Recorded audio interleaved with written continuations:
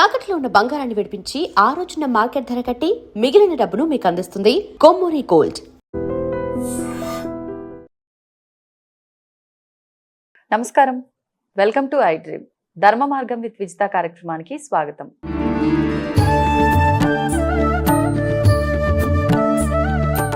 నమస్కారం అండి. శ్రీమాత్రే నమః. ఆత్మలు అంటూ ఉంటారు. ఇప్పుడైతే ఆత్మలు కానీ మామూలుగా మనం వాడుక భాషలో అయితే దయ్యాలు అంటూ ఉంటాం. నిజంగా ఆత్మలు పట్టి పీడిస్తాయా? అసలు ఈ ఆత్మలు ఉన్నాయా? చాలా మంది ఇవన్నీ మూఢనమ్మకాలు అని కొట్టిపారేస్తారు. కానీ దానివల్ల ఇబ్బంది పడుతున్న వాళ్ళు చెప్తే మాత్రం అరే నిజంగా ఇదంతా ఉందా, ఇదంతా జరుగుతుందా అనిపిస్తూ ఉంటుంది. ఒక్కసారి దాని గురించి ఒక వివరణ ఇవ్వండి. ఆత్మలు అంటే చనిపోయినటువంటి వాళ్ళు, బలవంతంగా చనిపోయినటువంటి వాళ్ళు కానివ్వండి, లేకపోతే ప్రమాదాలు చనిపోయినటువంటి వాళ్ళు కానివ్వండి, వారికి తెలియకుండా ప్రమాదంలో చనిపోవటం. అంటే ఇప్పుడు మనం రైల్లో నిద్రపోతూ ఉంటారు అందరూ, రైలు యాక్సిడెంట్ అయిపోతుంది సడన్గా, అసలు తెలియదు ప్రమాదం జరుగుతుందని కూడా. అలాంటివి. తర్వాత తగలబడిపోతూ ఉంటాయి కొన్ని ఇళ్ళు. అలా అట్లాంటి ప్రదేశాల్లో చనిపోయినటువంటి వాళ్ళు, కొన్ని కోరికలు తీరకుండా చనిపోయినటువంటి ఎవరైతే ఉంటారో వీళ్ళు ఆత్మలుగా మారేటువంటి అవకాశం ఉంటుంది. వాటిని నెరవేర్చుకుంటానికి మా జీవితం అర్ధాంతరంగా ఆగిపోయింది అని బాధపడుతూ వాళ్ళు ఉంటూ ఉంటారు. అయితే మనం ఇక్కడ వచ్చేసరికి ఇప్పుడు మీరు చెప్పారు, బాగానే ఉంది, ఎవరవుతారు ఆత్మలు అనేటువంటి చెప్పారు. చనిపోయిన తర్వాత పిండ ప్రదానం చేస్తాం కదండి, మరి అప్పుడు వాళ్ళ ఆత్మలుగా ఉండకూడదు కదా, పైకి వెళ్ళిపోయి మళ్ళీ ఇంకో జన్మెత్తడానికో అని కొంతమంది నన్ను అడిగిన వాళ్ళు కూడా ఉన్నారు. వాస్తవమే అది. అయితే ఇక్కడ మీరు చూడండి, జీవుడు పిండ ప్రదానం పెట్టినంత మాత్రాన ఆయన సంతోషించి వెళ్ళిపోతాడు అని అనుకుంటానికి కూడా వీల్లేదు. మరి అట్లాంటప్పుడు ఎందుకు చేయటం? నీ బాధ్యత ఏదైతే ఉందో నువ్వు చేసి తీరవలసింది. దానికి ఆయన సంతుష్టుడైతే అవ్వవచ్చు. అతను మళ్ళీ భగవంతుడి దగ్గరికి వెళ్ళి కొత్త జన్మను పొందటమో లేకపోతే కర్మను అనుభవించటానికి భగవంతుడి దగ్గర ఉండటమో జరుగుతుంది. కొంతమందికి పెట్టినప్పటికీ కూడానమ్మా ఈ భూమి మీద వ్యామోహం, అయ్యో ఇది నా ఆస్తి, నేను అనుభవించకుండా పోయాను అనేది లోపల ఎక్కువగా ఉంటుంది. మీరు కొంతమంది మనుషులు అబ్జర్వ్ చేస్తే ఉంటారు కదా. తర్వాత ఆ ప్రదేశంలోనే మీరు బాగా గమనించినట్లయితే యాక్సిడెంట్స్ జరిగే ప్రదేశాల్లో మొగుడు పెళ్ళాలు ప్రయాణం చేస్తున్న సందర్భంలో మొగుడు అక్కడ చచ్చిపోతాడు, పెళ్ళానికి ఏదో విరిగి స్పృహ లేకుండా హాస్పిటల్కి వెళ్ళింది అనుకుందాం. ఈ ఆత్మ హాస్పిటల్ దగ్గరికి వెడుతుంది, ఇక్కడ బాడీ దగ్గరికి వస్తూ ఉంటుంది, తిరుగుతూ ఉంటుంది. ఇప్పుడు వీళ్ళు ఇక్కడ చనిపోయారనేది ఇంటి దగ్గర వాళ్ళకి తెలియాలిగా ముందర. అవును, మీకు బాగా గమనిస్తే అనాథ ప్రేత సంస్కారం అని జరుగుతూ ఉంటాయి.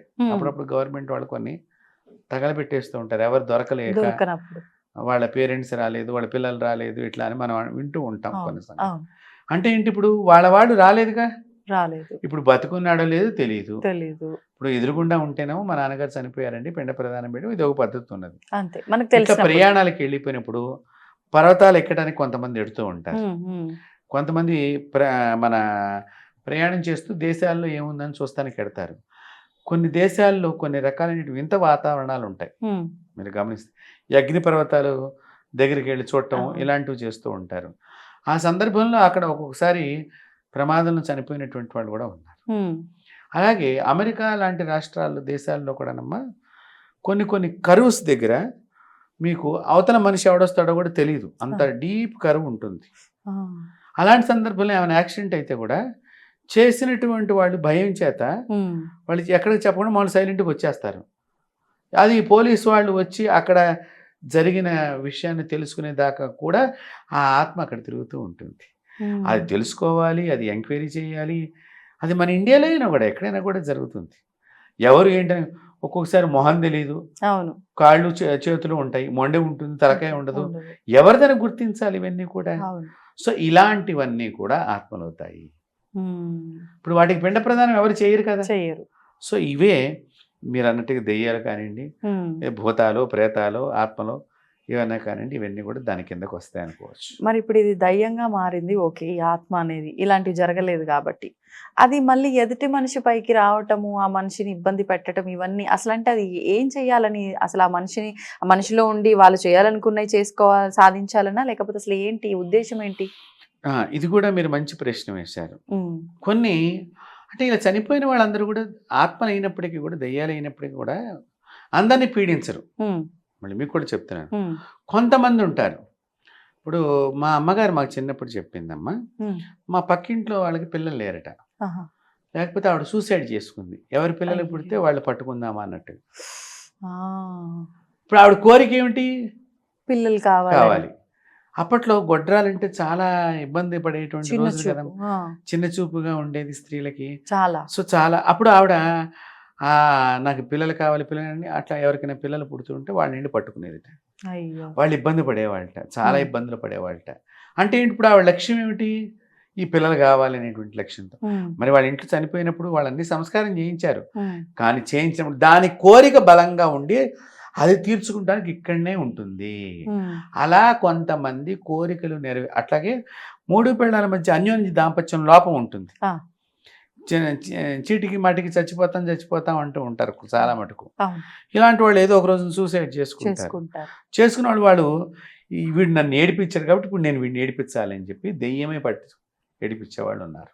మగవాళ్ళు ఉన్నారు, ఆడవాళ్ళు ఉన్నారు. మగవాళ్ళు దయ్యాలు కారు అని అంటారు. ఇద్దరు మా జీవులే కదా, కాకపోవడానికి నేను విన్నా ఇది చిన్నతనంలో. మగవాళ్ళే అవుతారు, మగవాళ్ళైనా ఆడవాళ్ళైనా. బలవంతంగా చనిపోయినా, కొన్ని బలాత్కరింపబడి చంపబడతారు వాళ్ళు. ఇప్పుడు నేను ఇందాక చెప్పిన కొన్ని ఇన్సిడెంట్స్, వీళ్ళు తప్పకుండా ఆత్మలు అవుతారు. ఇప్పుడు మీరన్నా బలాత్కరింపబడి అంటే ఒక వ్యక్తితో ఇంకొక వ్యక్తి ఇబ్బంది పడి చనిపోతే ఆ వ్యక్తి పైన కక్ష తీసుకోవడం కోసం సినిమాల్లో చూస్తాం. నిజంగా అంటే ఆత్మగా ఉండి ఇది ఆ వ్యక్తిని గుర్తుపట్టటము, నిజంగానే వెళ్ళి కక్ష తీర్చుకోవటం, ఇలాంటివి జరుగుతాయి అంటారా బయట కూడా?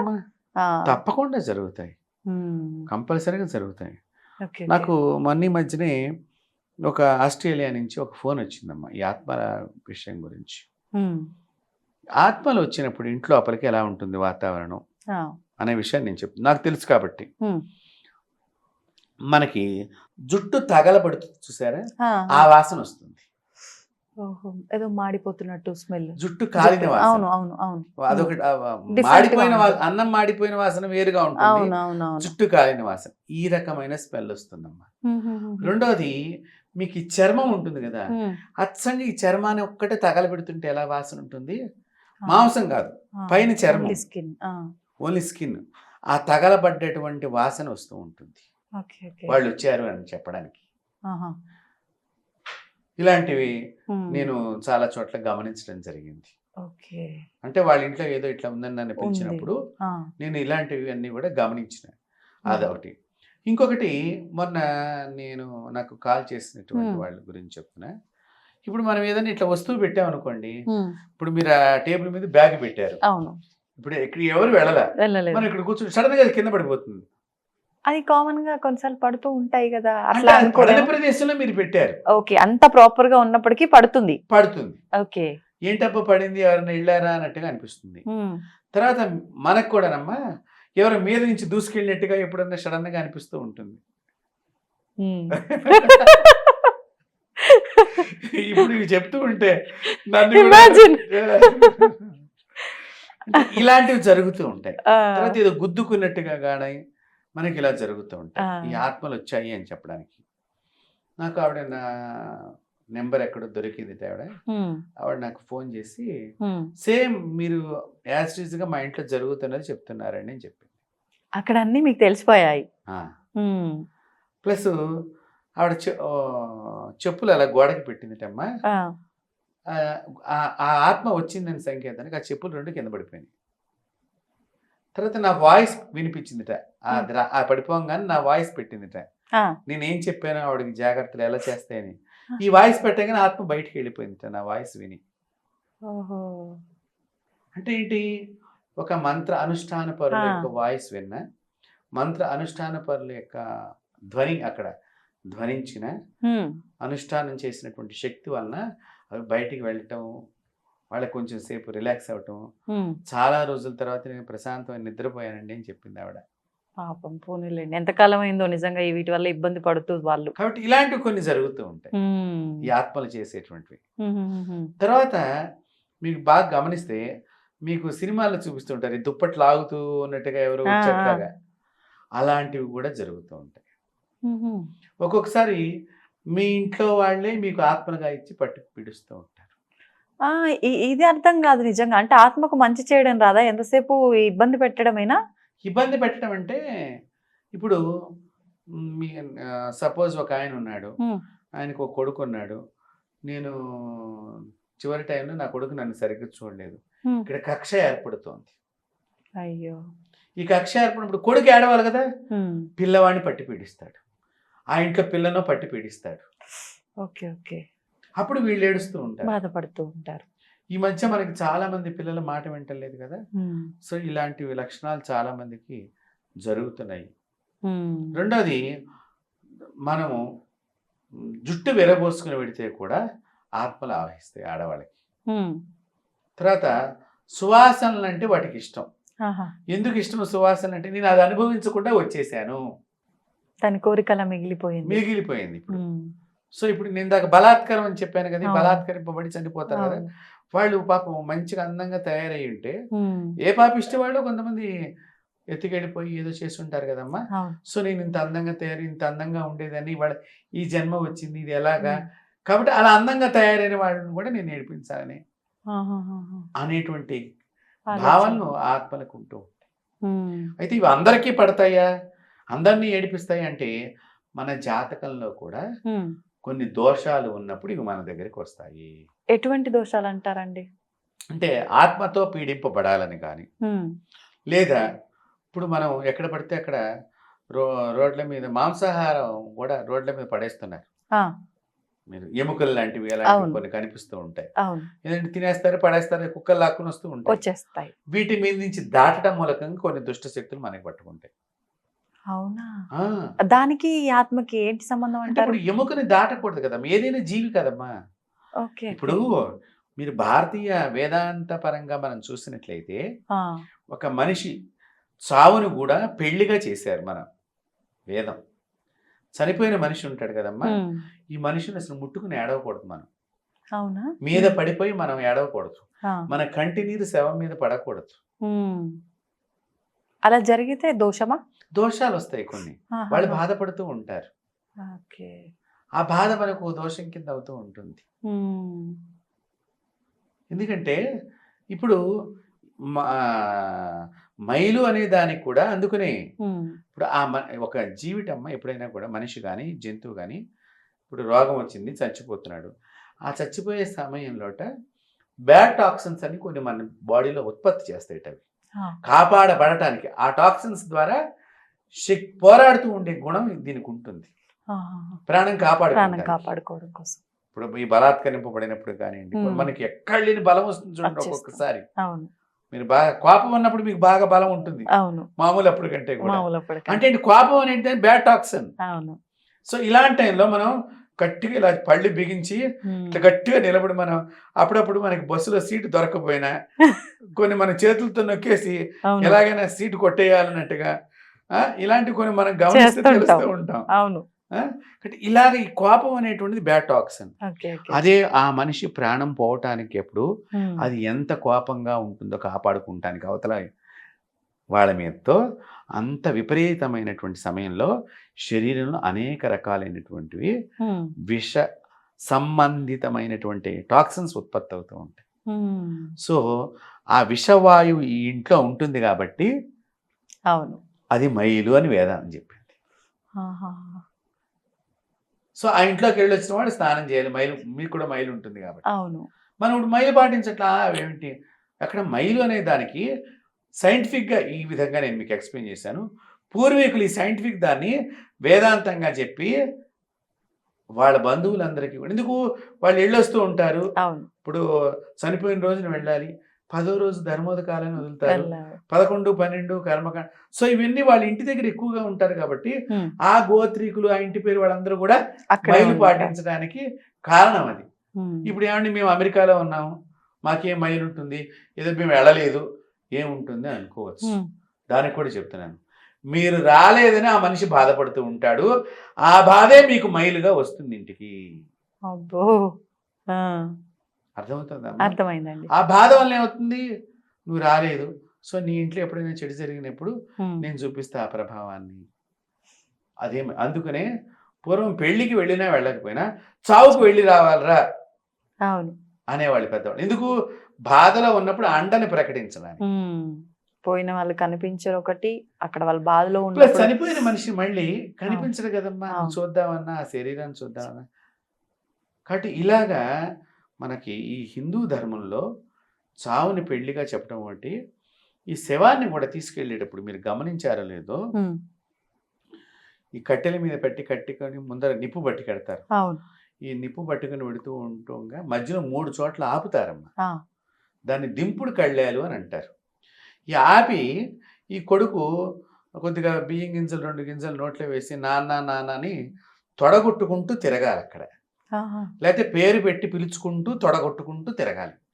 ఈ తొడ శబ్దం వలన ఆ మనిషి చెవిలో ఈ శబ్దం పడి, ఈ పేరు వల్ల ఈ దింపడం పైకెత్తడంలో ఒక్కొక్కసారి ప్రాణవాయువు లోపలికి వెళ్ళి అట్లా మనిషి ప్రాణం మళ్ళీ ఊపిరి పీల్చుకుంటే మళ్ళీ బతికితే, అలా జరిగిన సందర్భాలు ఉన్నాయమ్మా, చాలా సంఘటనలు ఉన్నాయి. సో మనము చంపేసిన వాళ్ళ పాపం రాకుండా ఉండటానికి ఈ దింపుడు కళ్ళాలని 3 చోట్ల దింపించింది. లాస్ట్ హోప్ కోసం, లాస్ట్ పరీక్షలో పరీక్ష. ఇప్పుడు డాక్టర్లు చూడండి మీరు, వాళ్ళు గుండెల మీద ఇలా ఇలా గుద్దేసి చివరిలో అన్ని ఇంకా రకరకాలుగా నోట్లో గొంతులో గొట్టాలు పెట్టి పొడిచి ఏదో రకంగా వాళ్ళు ఏంటి, వాళ్ళు ఏమైనా మన నాన్నను చంపడానికే కాదు కదా, ప్రాణం కాపాడటానికే కదా ప్రయత్నం. సో అది సైంటిఫిక్ గా వైద్య శాస్త్ర ప్రకారంగా వాళ్ళు చేస్తుంటే, మన వేదాంతం ఏం చెప్పింది, ఇలా దింపి తొడ కొట్టుకుని కుడి చెవిలో నాన్న నాన్న అని ముమ్మారు పిలిస్తే, ఈ తొడకి పిలవటానికి కనెక్షన్ ఏంటండి? తొడలోంచి కూడా సంతానాన్ని కలిగిన వాళ్ళు మన ఋషులు. మీకు ఇంకో విషయం తెలుసో తెలీదో, తొడలోంచి కూడా పిల్లల్ని ఉత్పత్తి చేయొచ్చు అనేటువంటి శక్తి కలిగినటువంటి భాగం మనిషి జీవితంలో, మనిషి శరీరంలో తొడ భాగము. మీకు ఒక్కొక్కసారి కొన్ని తీసి తొడలో దాస్తూ ఉంటారు డాక్టర్లు కూడా, తొడ అంత గట్టిది. సో ఈ కొట్టడం మూలకంగా శబ్ద ఘోష అక్కడ స్పష్టంగా వెడుతుంది. మన వాళ్ళు తొడ కొట్టడానికి పౌరుషాన్ని చిహ్నంగా చూపించారు, కానీ బంధానికి కూడా ఈ తొడ ముఖ్యమైనటువంటిది. కుడి తొడ మీద కూర్చుంటే కూతురు, ఎడం తొడ మీద కూర్చుంటే భార్య. సంబంధంలో కూడా అంత మార్పు ఉంది. అందుకనే కూతురుని ఎప్పుడు ఎడం వైపున కూర్చోబెట్టుకునేవాళ్ళు కాదు, కుడి వైపునే కూర్చోబెట్టుకునేవాళ్ళు. కూతురైనా కోడలైనా చెల్లి అయినా అక్క అయినా కుడివైపునే కూర్చోవాలి, ఎడమవైపున ఒక భార్య. ఇక మగవాళ్ళు కూర్చుంటే తప్పు కాదనుకోండి. ఇంత శాస్త్రం పరిగణలో ఉన్నది. ఈ దింపుడు కళ్ళారు ఇక్కడతో ఆగుతుందా? మళ్ళీ అక్కడ పెట్టినప్పుడు కూడా, పాడి మీద పెట్టినప్పుడు కూడా ఆ కుండ శబ్దం చేయటము, ఆ నీళ్ల శబ్దం చుట్టూ తిరగటం, ఆ నీళ్లు పడుతూ ఉంటే ఆ కొట్టేటప్పుడు ఆ నీళ్ళు ఏమైనా వచ్చి కొంచెం నీళ్ళు మన మొహం మీద పడితే కూడా ఒక్కొక్కసారి మనకు మెలకు వస్తుంది. అట్లా ఏమైనా వస్తుందేమో అన్నట్టుగా వీళ్ళు మన ఋషులు మానవ యొక్క అంతిమ యాత్ర అని అంటాం కదా, ఈ అంతిమ యాత్రలో ఎన్నో రకాలైనటువంటి తెలియని నిగూఢమైనటువంటి మనిషిని కాపాడే ప్రయోగాలను దానిలో పెట్టారమ్మా. మనం దాన్ని ట్రాష్ ఇదంతా అని మనం అంటున్నాం తప్ప, దాన్ని పాటించి చూడండి, దాన్ని అనుభవించి చూడండి, దానిలో ఎంత గొప్పతనం ఉందో తెలుస్తుంది. మరి ఇలాంటివి జరగకుండా చనిపోయి అవి ఎప్పటికీ జరగకుండా, ఒక్కొక్కసారి ఆ వార్త వినంగానే కొంతమంది పిల్లలు ఇక్కడ చచ్చిపోవచ్చుగా చేసేవాళ్ళు. మరి వీడికి చేస్తాడో వాడికి చేస్తాడో తెలియదు. ఇలాంటివి కొన్ని ఉంటాయి. ఒకడే పిల్లాడు ఏంటి దూరంగా ఉండి తెలియక, మనం అప్పుడప్పుడు పేపర్లో కూడా టీవీలో కూడా చూస్తాం, 3 పిల్లలు 2 గదిలో చచ్చిపోయారట, 15 రోజులకు 20 రోజులకు వాసన వచ్చి తీస్తే చివరికి మంచం నిండా ఆమె శవంలాగా అయిపోయినది, ఇట్లా అతుక్కుబడిపోయి ఉన్నది అని మనం వార్తలో వింటున్నామా లేదా? అంటే అప్పటికి ఆత్మ ఎన్ని రోజుల నుంచి ఘోషిస్తోంది, వాళ్ళ పిల్లలు రాలేదు చచ్చిపోయారు, తెలిస్తే కదా ఎవడైనా వచ్చేది. అంతే అంతే. అంటే ఇంత బంధత్వంలో ఈ మనుషులు రాక వీళ్ళకి బాధ అయ్యి, వీళ్ళు బాధ పడిందే మనకి పాపమై మన ఆయువును మనం కోల్పోతున్నాము. ఇలాంటివన్నీ కూడా ఆత్మలు అవుతాయి.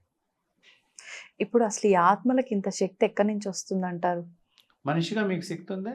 ఆ, చిన్నపిల్లాడికి ఉండే శక్తి చిన్నపిల్లాడికి ఉందిగా. ఉమ్, పాకే పిల్లాడికి కూడా పాకే శక్తి ఉందిగా. ఉమ్, మీకు బాగా గమనించండి, మీరు కొత్తగా పుట్టినటువంటి నవశిశువుకి వీళ్ళు అమ్మ అని మీరేమైనా చెప్తున్నారా? ఎట్లా లేదు. తెలుస్తుంది అంటారు?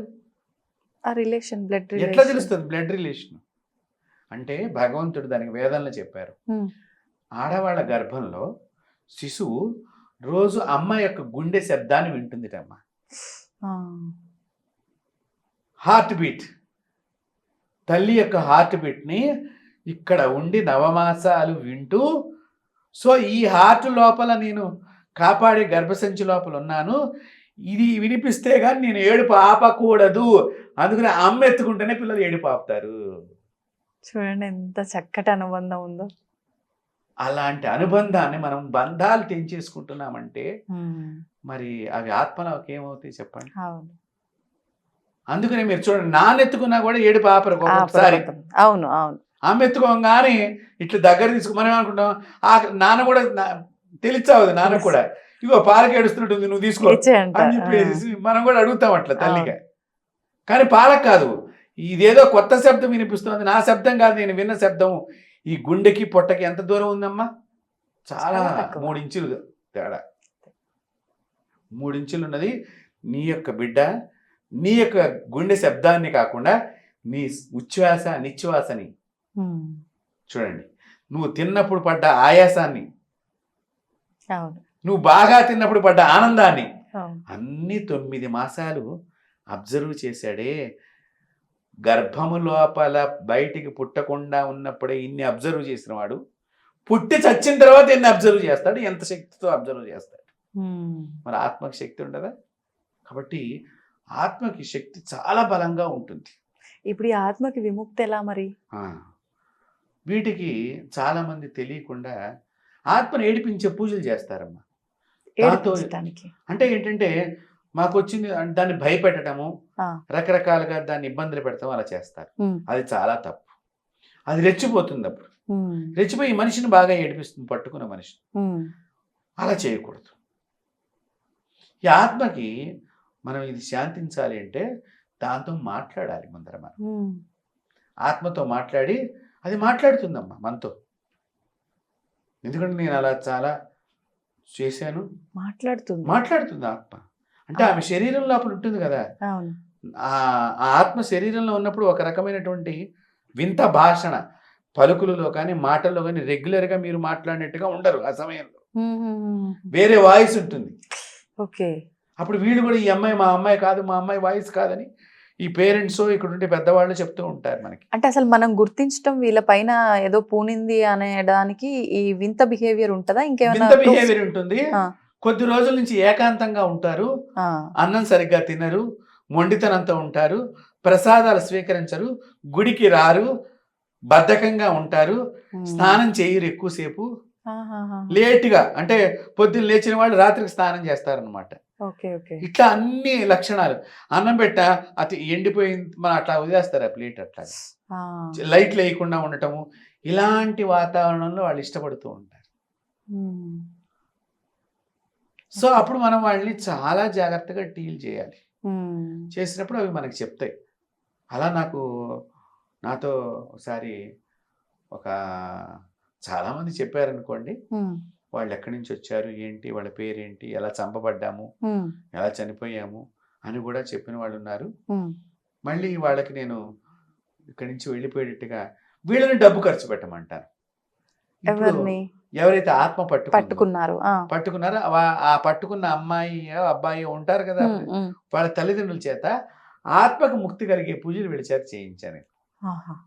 చేయించినప్పుడు ఆత్మ సంతోషపడుతుంది. సంతోషపడ్డప్పుడు ఈ పిల్లని వదిలేస్తుంది. అలా చాలా మంది ఉన్నారు. అప్పుడు ఇంకా ఆత్మ విముక్తి పొందినట్టేనా? ఆత్మ విముక్తి పొందుతుందా లేదా అనేటువంటిది మనం చెప్పలేం. ఆత్మ వీళ్ళ నుంచి వెళ్ళిపోయింది.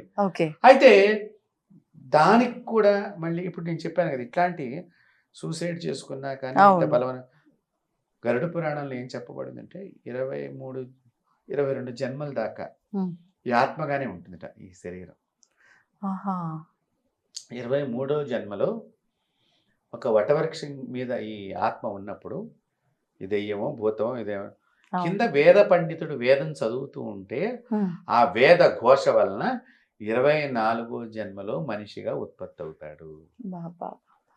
అంటే చూడండి, అందుకనే దయచేసి ఎవరు కూడా ఈ వీడియో చూస్తున్నటువంటి వాళ్ళు ఎవరు కూడా చనిపోయే పనులు చేయమాకండి. నేను ఈ సబ్జెక్ట్ ఎందుకు చెప్తున్నాను, బలవన్ మరణాలు ఆపు చేయడానికి. అంటే నువ్వు బ్రతికుండి బాధ భరించలేను అనుకొని చనిపోతే తర్వాత ఇబ్బంది ఇలా పరిణామం నువ్వు అనుభవించాల్సి వస్తుంది. అందరూ గుర్తుపెట్టుకోవాలి ఇది. కాబట్టి మీరు దయచేసి ఆత్మహత్యలు చేసుకోవద్దు. ఇప్పుడు ఒక చిన్న డౌట్ అండి, 23 జన్మలు అన్నారు, 24వ జన్మల విముక్తి పొందింది అని ఉదాహరణ. అసలు మానవుడి కంటే 100 సంవత్సరాలు, 120 సంవత్సరాలు, 50 సంవత్సరాలు ఎంతో అంత. ఆత్మకి వయస్సు ఎంత ఉంటుందంటారు ఒక జన్మలో? అది భగవంతుడి మీద ఆధారపడి ఉంటుంది. ఎందుకంటేనమ్మా ఇప్పుడు మనం ఇక్కడ నేను చెప్పాను, నేను ఒకళ్ళకి ఇట్లా విముక్తులు చాలా మందికి, ఒకళ్ళనే కాదు, విముక్తి చెందినప్పుడు ఒక్కొక్కసారి దానికి మనసు కరిగిపోతుంది. కరిగిపోయినప్పుడు నేను మళ్ళీ జన్మ తీసుకుంటాను, భగవంతుడి దగ్గరికి వెళ్ళిపోవాలని వెళ్ళిపోతాయి ఒక్కొక్కసారి. ఇక్కడ వదిలేస్తే ఇప్పుడు ఈ ఆత్మ వెళ్ళటానికి కూడానమ్మా మళ్ళీ ఇంకో శరీరం ఎత్తుక్కోవాలి. బయటికి వెళ్ళిన తర్వాత ఏదో శరీరాన్ని ఎత్తుక్కోవాలి. అందుకని అవి చాలా బాధపడతాయి, వెళ్ళటానికి ఇష్టపడవు. ఆత్మ ఒకసారి, అందుకని దెయ్యం పట్టిన వాళ్ళు చాలా మొండి చేష్టలు ఉంటాయి, చాలా రకరకాలుగా ఉండడానికి కారణాలు ఇవే. వెళ్ళటానికి అవి ఇష్టపడవు. అందుకనే మనం ఏం చేస్తాం, వాటికి ఉత్తమ జన్మ కలిగించే ప్రక్రియని చేస్తాం. చేసినప్పుడు అది ఆ ఉత్తమ స్థానం నాకు లభిస్తోంది. అదే అనాథ ప్రేత సంస్కారం అని మన భారతీయులు ఋషులు అందించిన గొప్ప సంప్రదాయం అమ్మ. అనాథ ప్రేత సంస్కారం ఎవరైతే చేస్తారో చేస్తున్న వాళ్ళకి చాలా పుణ్యం వస్తుంది. అలాగా చేసినటువంటి వాళ్ళకి తప్పకుండా వైకుంఠంలో మోక్షం వస్తుందని చెప్పబడింది గరుడ పురాణంలో కూడా. మనం శవాన్ని పట్టుకుంటానికి ఇప్పుడు చాలా మంది ఏం పోతాంలే అలా అనుకోకూడదు, ఏం పడతాంలే అనుకోకూడదు, పట్టాలి, చక్కగా వెళ్ళి పలకరించాలి. అంటే ఎటువంటి దోషము లేదు, ఏం తప్పేం లేదు. చేస్తే ఇంకా మనకి మంచిది. నువ్వు బాధ్యత తీసుకుంటున్నావు కాబట్టి ఆ చనిపోయిన వాడు మిమ్మల్ని ఆశీర్వచనం చేయడానికి అవకాశం ఏర్పడుతుంది నీకు. అలా కూడా ఉన్నది కాబట్టి మనం దాన్ని ఉపయోగించుకోవచ్చు. ఇప్పుడు అలా ఏదైనా అనాథ చనిపోయిన శవం ఏదైనా కనిపించింది అనుకోండి, ఈ సంస్కారాలు చేయాలి అని అంటే ఓన్లీ ఆ బాడీని కాల్చడము, పూడ్చడము చేయటం వరకేనా? మిగిలిన కార్యక్రమాలు ఎలా అయితే మన ఇంట్లో మిగిలిన కార్యక్రమాలు మీరు అన్నట్టుగా తర్జనం పెట్టడము, సంవత్సరికాలు జరపడం అవి కాదు, అవసరం లేదు. ఇది మాత్రం అంటే ఇది చేయాలి, బాడీని ఫైర్ చేయటము, లేకపోతే భూమిలో పాతి పెట్టడము, ఈ విధమైనటువంటి సంస్కారం చేస్తే మనకు పుణ్యం వస్తుంది.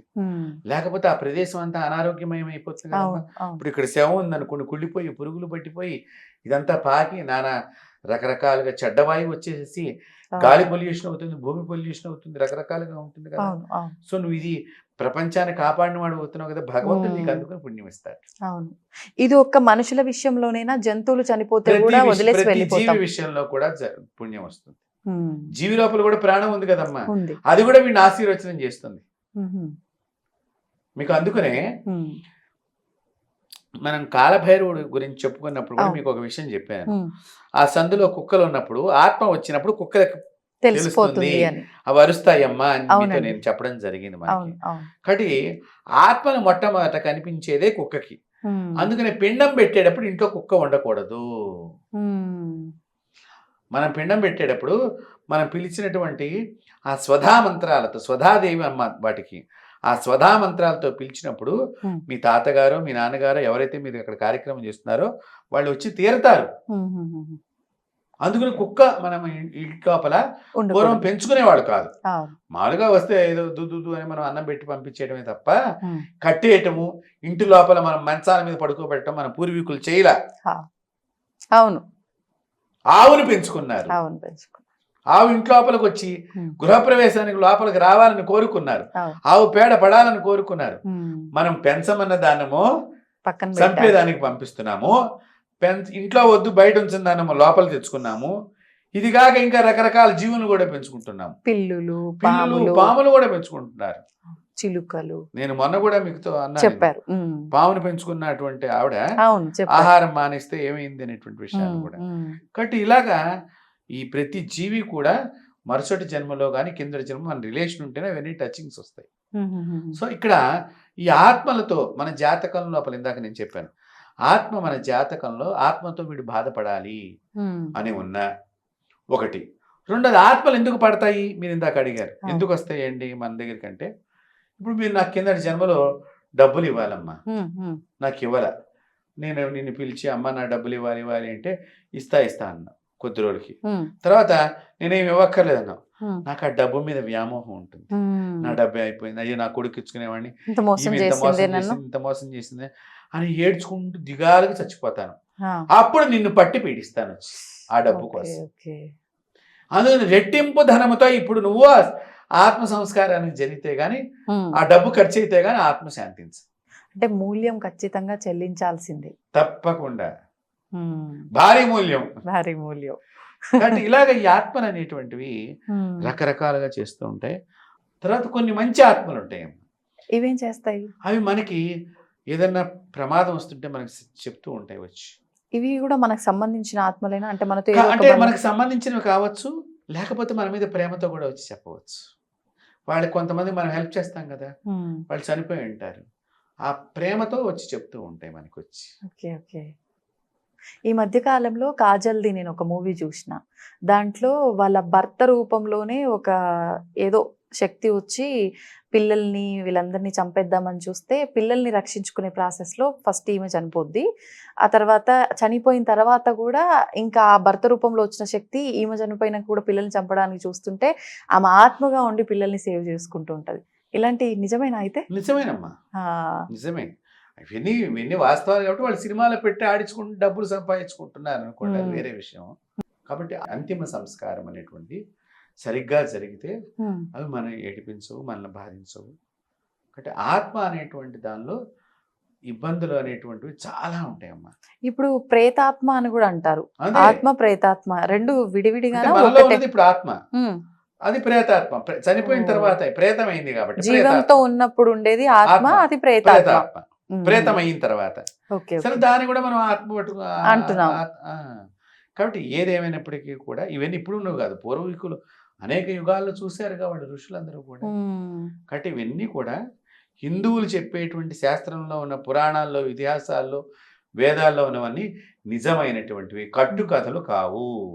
కట్టుకథలు అని చెప్పి ఇతరులు ఈ భారతదేశంలో ఉండే విద్యల్ని అలా ప్రచారం చేయటం మూలకంగా ఇవి మనం గౌరవించక మన దగ్గర ఉన్న గొప్ప టెక్నాలజీని మనం ఉపయోగించుకోలేకపోతున్నాం.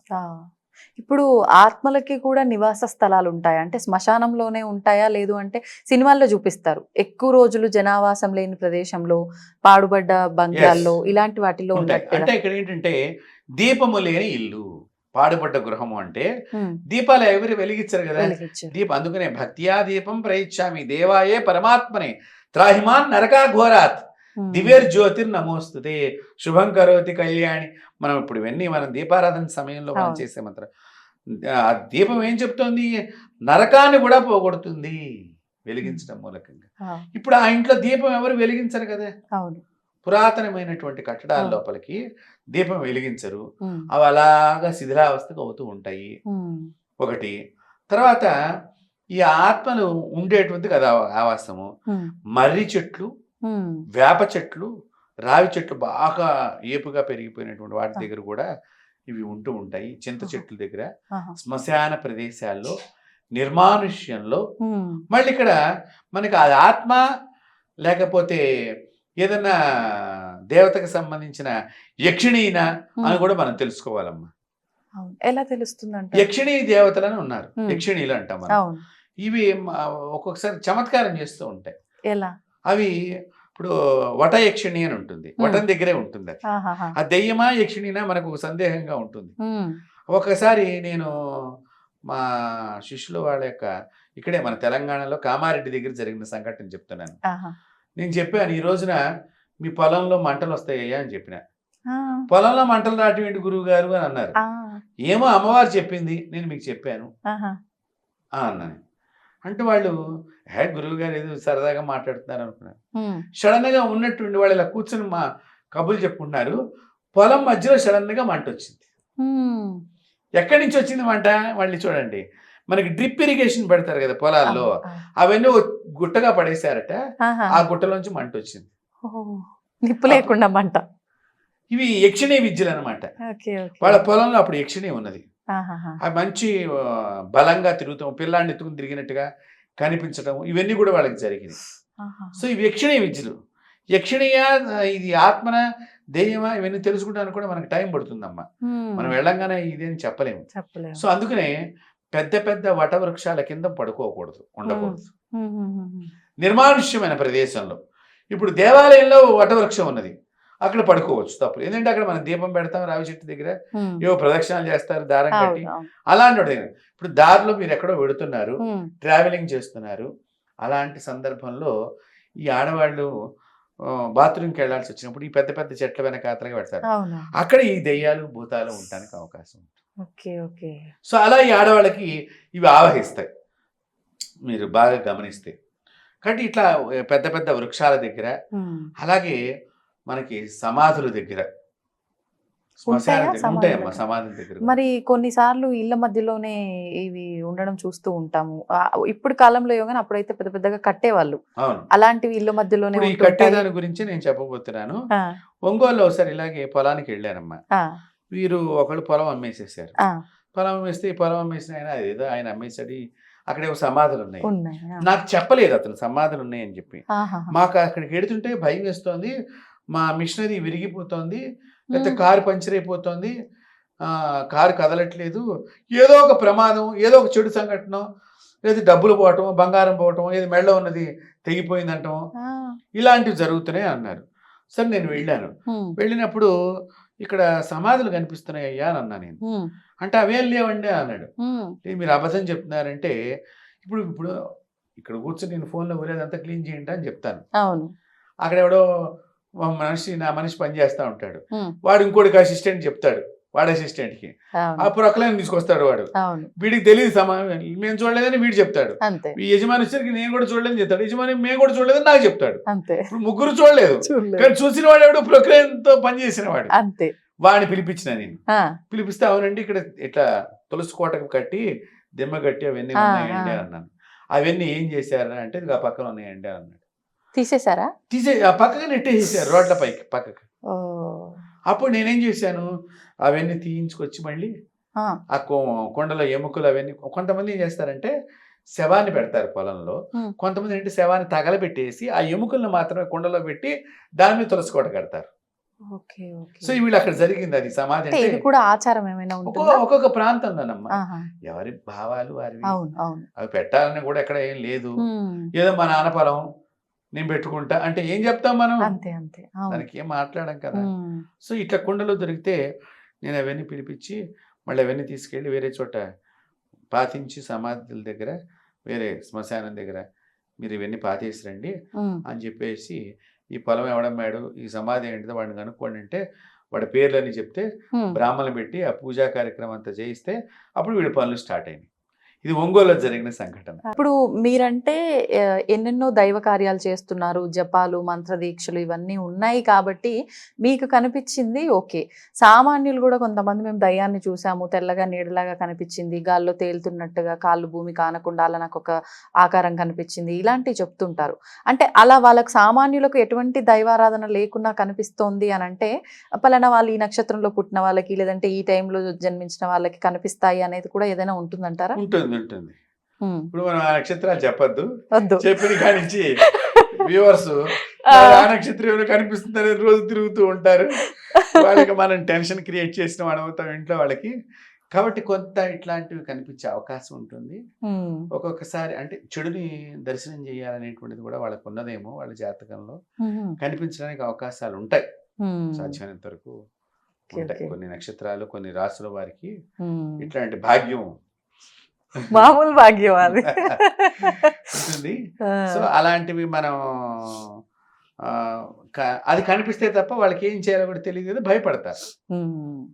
మేమేంటంటే అడుగుతాము, ఎందుకు వచ్చావు ఏంటి, ఏమన్నా నీ సమస్య ఉందా అని అడుగుతాము. దానికి ఏదైనా మనం చేతనైతే, ఇప్పటికీ కూడా నాకు కొన్ని పేర్లు గుర్తున్నాయి, వాళ్ళ పేరు మీద నేను గయ వెళ్ళినా, ప్రయాగరాజ్ వెళ్ళినా, కాశీ వెళ్ళినా మా పెద్దలతో పాటు వీళ్ళకి కూడా పిండం పెడతారమ్మా. ఎవరండి వాళ్ళు? చనిపోయి నాకు తెలియదు ఎవరు. ఆహా. వాళ్ళ నాకు సహకరించారు, ఆహా. నాకు మేలు చేశారు, నాకు పేరు రావడానికి వాళ్ళ ప్రయత్నం చేసి ఉండొచ్చు. వాళ్ళ పేర్లు చెప్పారు. ఇందాక నేను వరంగల్ విషయం చెప్పాను అవునవును. కదా, వాళ్ళ క్రిస్టియన్స్. ఆహాహాహా. వాళ్ళ పేరు చెప్పారు. ఉమ్.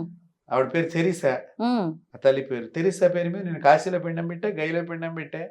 అలా చెయ్యొచ్చా? అంటే వాళ్ళు వేరే మతస్థులు వేరే కదా. మతం అయితే ఏముందమ్మా, ఆ. ఆ అమ్మాయి నా మాట విని ఈ అమ్మాయిని వదిలేసింది కదా ఆ రోజున. వదిలేసింది, కాకపోతే మన హిందూ ధర్మం ప్రకారంగా ఎవరికైనా కార్యక్రమాలు పెట్టవచ్చు జరుగుతున్నాయి కదా. ఆ, మనం మంచి కోరుకుంటున్నాం. ఆ తెరీసాకు కూడా ఉమ్. మంచి ఉత్తమ జన్మ రావాలి, ఎవరైతే ఏమున్నది. ఆ. కాబట్టి ఈ హిందూ ధర్మంలో ఉన్నదాన్ని వాళ్ళు కూడా ఇతర మతస్థులు కూడా వాళ్ళ వాళ్ళ ఆచారాల్లో పాటిస్తున్నారు. పాటిస్తున్నారు. మనమేమో ఈ పిండ ప్రదానం అనే కార్యక్రమంతో ఉమ్. గతించినటువంటి వాళ్ళు, అవును.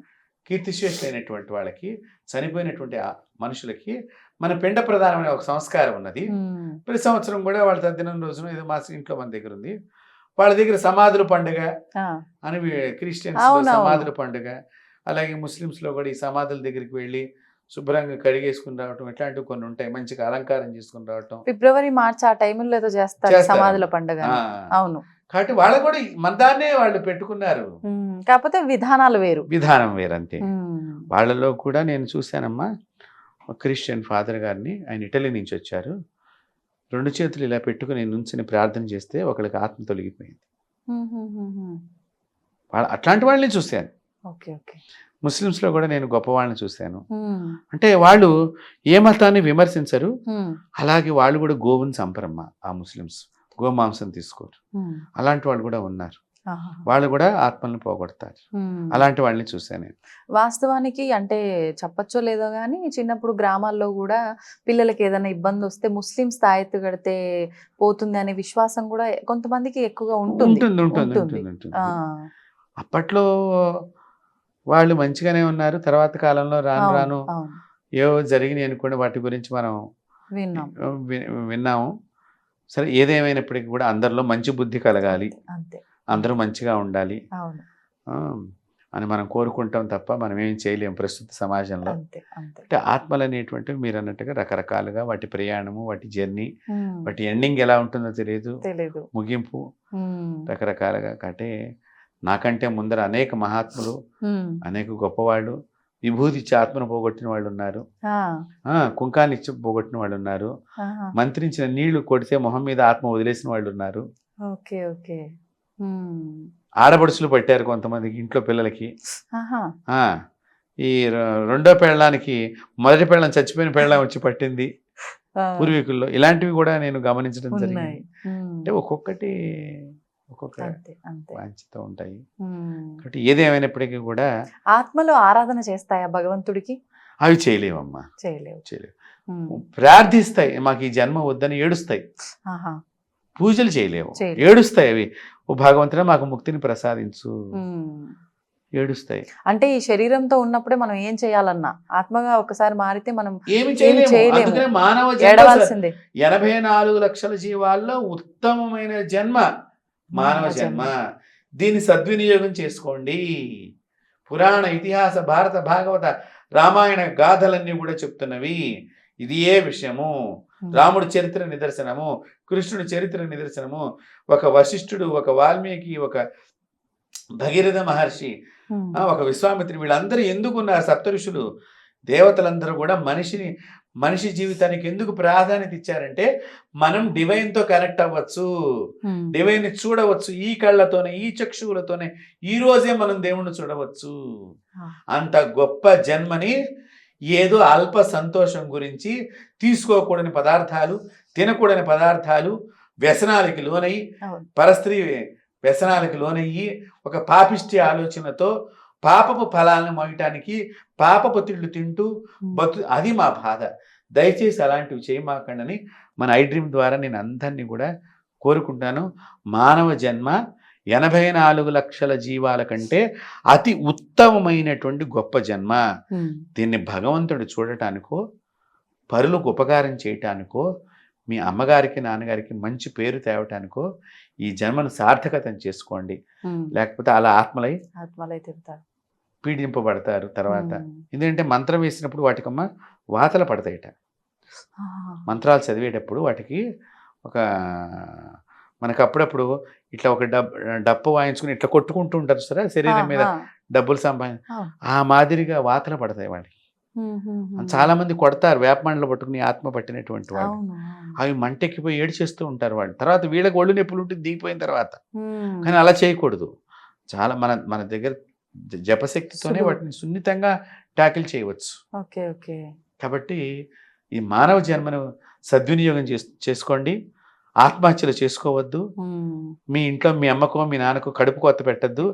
అలాగే దేశానికి కడుపు కోత పెట్టవద్దు. మీరు పుట్టింది ఒక మంచి పని గురించి. ప్రతి మనిషి పుట్టేది ఒక మంచి కార్యక్రమం చేయటానికి. ఒక గొప్ప పర్పస్ భగవంతుడు మీకు ఇచ్చాడు. అది ఒక సద్గురువుని ఆశ్రయించి ఆ పర్పస్ మీరు ఎందుకు పుట్టారో తెలుసుకుని ఆ గొప్ప పనిని మీరు చెయ్యండి. దేశంలో మీ కీర్తి, మీ ఇంటికి కీర్తి, మీ నాన్నకు కీర్తి, మీకు కీర్తి లభిస్తుంది. ఇప్పుడు ఇది కలియుగం, ఇన్ని జరుగుతున్నాయి ఆత్మలని ఇవన్నీ. ముందర యుగాల్లో కూడా ఈ ఆత్మలు ఇవన్నీ ఉన్నాయి కదమ్మా. ఏ యుగంలో అయినా కూడా ఉన్నాయి. అప్పుడు కూడా ఆత్మహత్య చేసుకున్న వాళ్ళు ఉన్నారు కదా. అప్పట్లో కూడా అంత పుణ్యం, అప్పుడు 99.9% పుణ్యం ఉంటే ఒక .1 అంత కొంచెం దోషం ఉండేది. ఆ దోషానికి ఎవరినో ఇబ్బంది పెట్టేది అది. ఓకే. చనిపోయినటువంటి వాళ్ళు ఇప్పుడు మీకు చూడండి, దశరథ మహారాజు గారికి కొడుకులు లేకుండా చచ్చిపోవాలని శాపం పెట్టినటువంటి శ్రవణ కుమారుడు అమ్మా నాన్న ఎట్లా చచ్చిపోయారు? శ్రవణ కుమారుడు దారిలో వెళ్తుండగా అమ్మకి నాన్నకి దాహం అయితే చెరువు కనిపించిందని మంచిగా పడదామని పెడతాడు. అది జింక తాగుతూ కుండ ముంచినప్పుడు గుట్టుకని నీళ్లు లోపల కుండ లోపలికి ఎడుతూ ఉంటాయి. వెళ్ళిన సందర్భంలో అక్కడ ఒక జింక ఉన్నదో ఏదో ఉంది మొత్తానికని చెప్పి ఈయన చూడకుండా బాణం వేస్తాడు. ఆ బాణం ఆ కుండకి తగిలి ఆ శ్రవణ కుమారుడు గుండెల్లో గుచ్చుకుని అక్కడ ప్రాణం విడిచే సందర్భంలో ఏది చచ్చిపోయిందో చూద్దామని వచ్చినటువంటి దశరథ మహారాజు ఈ పిల్లవాడిని చూస్తే, అయ్యో ఏనాయన నువ్వు ఇక్కడ ఎందుకు ఉన్నావు అంటే, ఇట్లా మా అమ్మ నాన్న గుడ్డివాళ్ళు, వాళ్ళని తొట్టిలో పెట్టుకుని మోసుకెడుతున్నాను, దాహార్తి అయితే ఇక్కడికి వచ్చానంటే, అయ్యో అని చెప్పి బాధపడి ఆ మంచిని తీసుకెళ్ళి నేను అడుగుతాడు శ్రవణ కుమారుడు, మా అమ్మకి మా నాన్నకి దాహం తీర్చు అని చెప్పి ప్రాణం వదిలేస్తాడు. వదిలేస్తే అక్కడ అంతిమ సంస్కారం ఏం చేసి ఈ కుండ మంచినీళ్ళ కుండ తీసుకుని వస్తూ ఇక్కడికి వచ్చి, అమ్మ మీ పేరేమిటి అంటే, ఎవరు నువ్వు, మా అబ్బాయి ఏడని వీళ్ళు చాలా బాధపడితే లాస్ట్లో చివరిలో చెప్తాడనమాట, నా బాణం చేత చంపబడ్డాడమ్మా, నేను జింకను అంటే, నీవు కూడా నీ పిల్లలు లేనప్పుడు విల కొట్టుకుని చచ్చిపోతావు అని చెప్పి. అందుకనే కదా భరత శత్రుఘ్నులేమో అమ్మమ్మ గారింటికి వెళ్ళారు, లక్ష్మణుడు రాముడు సీత అరణ్యవాసానికి వెళ్ళారు, అప్పుడు చనిపోయాడు కదా. అంటే ఏంటి, తను చేసిన ఆ జన్మలో చేసింది ఆ జన్మలోనే దశరథ మహారాజు కనిపించిందా లేదా పాపం అనేటువంటిది? కానీ మళ్ళీ ఆయన తెలిసి చేసింది కాదు కాదు అయినా అనుభవించాడు. ఎస్, పాపం అనేదమ్మా నువ్వు తెలిసి చేసినా తెలియక చేసినా నీ వెంబడి వస్తుంది. మనం ఇప్పుడు రాదు అనుకున్న పాపాలు ఎక్కువ చేస్తున్నాము. ఎవడు చూసి వచ్చాడులే ఇవన్నీ అని, ఎవరు చూడలేదని మీరు అనుకుంటున్నారు. పంచభూతాలు చూస్తున్నాయి. ప్రత్యక్ష పరమాత్ముడు అనేటువంటి సూర్యనారాయణ స్వామి చూస్తున్నాడు, గాలి చూస్తోంది, ఆకాశం చూస్తోంది, భూమాత చూస్తోంది, చంద్రుడు చూస్తున్నాడు, నక్షత్రాలు చూస్తున్నాయి, రాత్రి చేసినప్పుడు అవన్నీ చూస్తున్నాయి, పగలు సూర్యుడు చూస్తున్నాడు, ప్రకృతి అంతా చూస్తుంది, చెట్లు పుట్టలన్నీ నిన్ను చూస్తున్నాయి. చూడందంటూ ఏదీ లేదు. నీ యొక్క హృదయాన్ని నువ్వు సరిగ్గా చూసుకోకపోవటం అనేది లేదు తప్ప ప్రపంచం అంతా నిన్ను చూస్తూనే ఉంటుంది. కాబట్టి మనం చూడదు అని అనుకుంటే మాత్రం చాలా తప్పమ్మ. ఎప్పుడైనా నేరస్తుడు దొరుకుతాడు అనే దానికి పెద్ద సాక్ష్యం మనకి ఒకసారి మన బీహార్ అటు నార్త్ ఇండియాలో ఒక రాష్ట్రంలో జరిగిన సంఘటన మా నాన్నగారు మాకు చిన్నప్పుడు చెప్పారు. ఏమిటంటేనమ్మా, ఒక రాత్రిపూట ఒక ఆమెను ఒక ఇంట్లో దుండగులు వచ్చి ఆమెను మానభంగం చేశారట. పాప ఆమె కోర్టులో కేసు పెట్టింది. అయితే కోర్టులో సాక్ష్యాలు లేవని కింద కోర్టులు కొట్టేసినాయంటమ్మా. కింద కోర్టులు కొట్టేస్తే ఆమె ఏడ్చుకుంటూ మళ్ళీ హైకోర్టు దాకా వెళ్ళింది. హైకోర్టు కూడా సేమ్గా కొట్టేసింది. సుప్రీంకోర్టుకి వెళ్ళింది. అంటే ఏమి, ఆమె తన శీలం గురించి బాధ. అక్కడ నా శీలం వీళ్ళు దొంగలించారు. శీలం అంటే చాలా పవిత్రమైంది కదమ్మా, దొరకని వస్తువు. ఈ ప్రపంచంలో మీకు ఏదైనా దొరుకుతుంది, శీలం దొరకదమ్మా, ఆడదానికి కానీ మొగాడికి కానీ. ఆవిడ పోరాడి సుప్రీంకోర్టుకి వెళ్ళింది. అక్కడ వీళ్ళు కూడా 5-6 దుండగులు జడ్జి దగ్గర లాయర్లను పెట్టారు, వాదిస్తున్నారు. వాదిస్తుంటే భగవంతుడు అనేవాడు ఉన్నాడు అని చెప్పడానికి ఈ ఒక్క చిన్న నిదర్శనం అనమాట. జడ్జి గారు అడిగేటమ్మ వీళ్ళ లాయర్ని, ఏమని, అమ్మా మరి నీ దగ్గర ఏమైనా సాక్ష్యాలు ఉన్నాయా ఏంటి అన్నీ అడిగాడు. ఏమీ లేదు.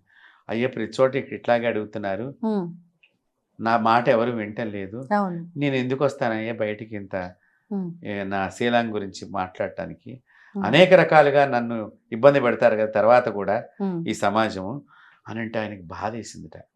ఒక్కసారి మరి ఆయనకి ఏమనిపించిందో, ఆ అమ్మవారిని తలుచుకున్నాడో ఏంటో ఆ జడ్జి గారు కూడా ఈ ఆపోజిట్ క్యాండిడేట్ని అడిగట. ఈ లాయర్ గారిని అడిగితే నో సాక్ష్యం, మనం కేసు కొట్టే సింపుల్. అప్పుడు ఆ లాయర్తో జడ్జి గారు అన్నట్ట, ఏమయ్యా దుండగులు వస్తారు అనుకుని ఆవిడ ఇంట్లో మనుషులందరినీ పెట్టుకుని రేప్ చేయించుకుంటుందా? వాస్తవం కదా, చెప్పు. అంటే సాక్ష్యం కావాలి అంటే ఆవిడ చేయించుకుంటుందా? ఆయన రేప్ చేయించుకోవలసినటువంటి పరిస్థితుల్లో ఆవిడ నిజంగా ఆ కోరిక ఉంటే గనక ఇంకొకళ్ళు ఉంచుకోదుగా. అంతేగా, ఉంచుకున్న ఆవిడైతే కోర్టుకు రాదుగా. రాదు. మీరు బాగా గుర్తుపెట్టుకోండి. జడ్జి గారు ఎంత చక్కని సుప్రీంకోర్టులో, అందుకని ఒక్కొక్కసారి భగవంతుడు ఉన్నాడని చెప్పడానికి ఒక్కొక్క జడ్జి గారు ఆ సమయానికి వచ్చినప్పుడు ఒక్కొక్క మంచి మంచి పనులు జరుగుతూ ఉంటే, అట్టగా అయోధ్య రాముడి విషయంలో కూడా జరిగింది. మనకి బాలరాముడిని మనం కట్టుకున్నాం. అట్లాగే ఈ అమ్మాయి విషయంలో కూడా జడ్జి గారు, ఏ స్త్రీ అయినా నన్ను బలాత్కారం జరుగుతుంది ఈ రోజు రాత్రి అని ఆమెకి ఏమైనా తెలుస్తుందా? ఎవరింట్లో వాళ్ళు పడుకుంటారు, ఎవడో దుండగులు వచ్చారు మొగుడిని కొట్టారు, ఆమెను పాడు చేశారని ఆమె చెబుతోంది. మూడు ఒప్పుకుంటున్నాడు జరిగిన విషయాన్ని. అంతకంటే సార్ మూడు పిల్లల సాక్ష్యం కాదంటే ఎట్లాగా? ఒకతే ఉన్నప్పుడు పక్కింటి వాళ్ళందరినీ పిలుచుకొని వస్తారు, అసలు రారు కదా. కాబట్టి వీళ్ళు రేపు చేయబడ్డారని వాళ్ళకి శిక్ష వేశాడు.